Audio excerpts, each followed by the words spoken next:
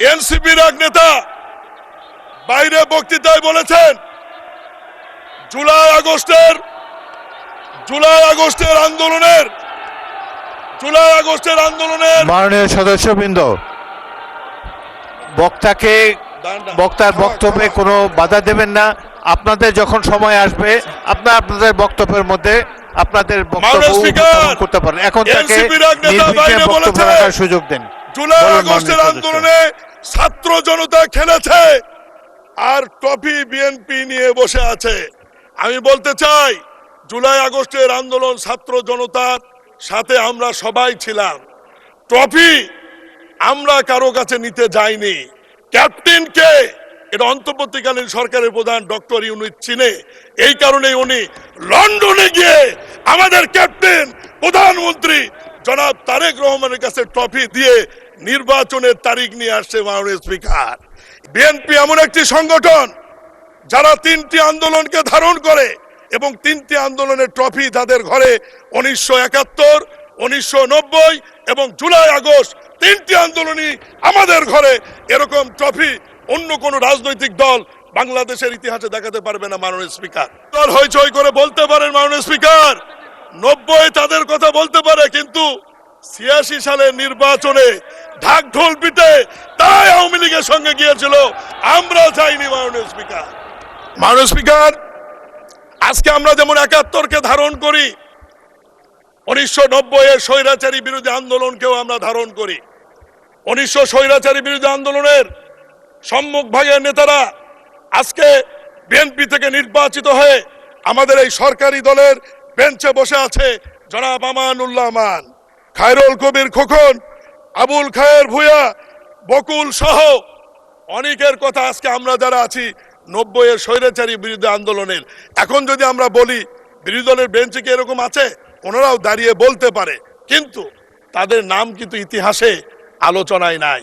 আজকে বিএনপি এমন একটি সংগঠন যারা 3টি আন্দোলনকে ধারণ করে এবং 3টি আন্দোলনের ট্রফি তাদের ঘরে 1971, 1990 এবং জুলাই আগস্ট 3টি আন্দোলনই আমাদের ঘরে। এরকম ট্রফি অন্য কোন রাজনৈতিক দল বাংলাদেশের ইতিহাসে দেখাতে পারবে না। মাননীয় স্পিকার, আজকে যদি আওয়ামী লীগের কথা বলি, আওয়ামী লীগ 71 বলতে পারবে, 90 বলতে পারবে, জুলাই আগস্টের ট্রফি কিন্তু তাদের ঘরে নাই। আজকে বিরোধী দলের বন্ধুরা জুলাই আগস্ট বলতে পারবে, 71 এবং 90 এর ট্রফি কিন্তু তাদের ঘরে নাই। একমাত্র দল বিএনপি যাদের ঘরে 1971, 1990, জুলাই আগস্ট 3টি ট্রফি আমাদের ঘরে রয়েছে। এবং বিরোধী দল হইচই করে বলতে পারেন মাননীয় স্পিকার 90 তাদের কথা বলতে পারে, কিন্তু 86 সালের নির্বাচনে ঢাক ঢোল পিটে তাই আওয়ামী লীগের সঙ্গে গিয়েছিল, আমরা যাইনি। মাননীয় স্পিকার, আজকে মাননীয় স্পিকার আজকে এনসিপির এক নেতা বাইরে বক্তৃতায় বলেছেন জুলাই আগস্টের আন্দোলনের মাননীয় সদস্যবৃন্দ, বক্তার বক্তব্যে কোনো বাধা দেবেন না।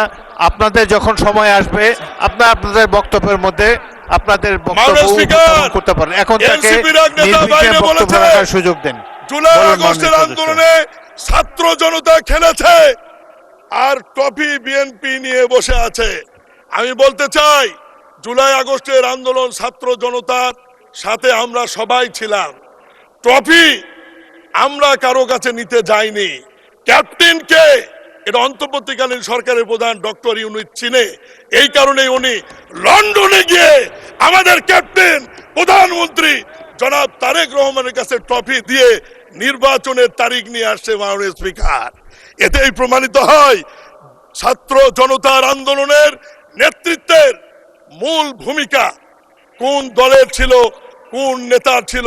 আমরা সবাই আন্দোলন করেছি, এটি অস্বীকার করার সুযোগ নাই, কিন্তু ক্যাপ্টেন একজনই থাকে যে ক্যাপ্টেনের কাছে অন্তর্বর্তীকালীন সরকারের প্রধান লন্ডনে গিয়ে আলোচনা করে নির্বাচনের তারিখ নিয়ে আসছে বলেই এদেশে একটি অবাধ, সুষ্ঠু, নিরপেক্ষ নির্বাচন হয়েছে এবং সেই নির্বাচনের মধ্য দিয়ে বিরোধী দল এবং আমরা আজকে একটি ঐতিহাসিক সংসদে এসে উপস্থিত হতে পেরেছি। মাননীয় স্পিকার,